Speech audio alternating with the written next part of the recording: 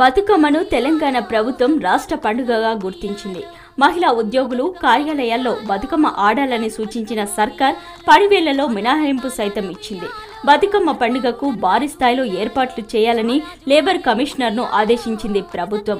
ఫ్యాక్టరీలలో lighting, Bathukamma ప్రతిమలతో decorate చేయాలని ఆదేశించింది. అన్ని రకాల కంపెనీల్లో కూడా బతుకమ్మ ఆడేందుకు వీలుగా ఏర్పాట్లు చేయాలని ఆదేశించింది.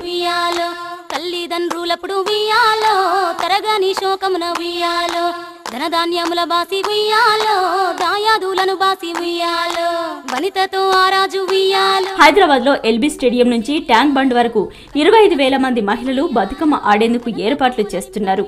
బతుకమ్మ పండుగ నాడు శకటాల ప్రదర్శన కూడా ఏర్పాటు చేయనుంది సర్కార్. ప్రభుత్వం సమాచార శాఖ శకటం ముందు వరుసలో ఉండగా జిల్లా సంస్కృతి చరిత్ర ప్రతిబింబించే విధంగా జిల్లాకో శకటం వెనుక వరుసలో ఉంటాయి. కేరళలో నిర్వహించే తెప్పోత్సవంలా హుస్సేన్ సాగర్ లో 20 బోట్లతో లైటింగ్ తో కూడిన బతుకమ్మలను ఏర్పాటు చేసి ప్రదర్శించనున్నారు.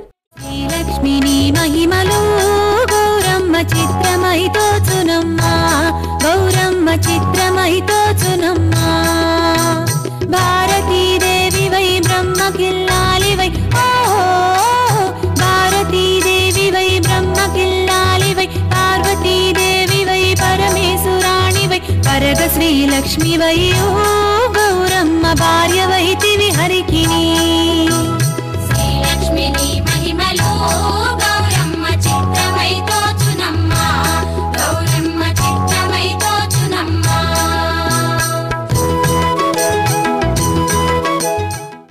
మొత్తానికి నేడు బతుకమ్మ పండుగ పరిశ్రమలో కూడా అధికారికంగా నిర్వహించేందుకు ఏర్పాట్లు చేయడం పట్ల తెలంగాణ సమాజం హర్షం వ్యక్తం చేస్తోంది.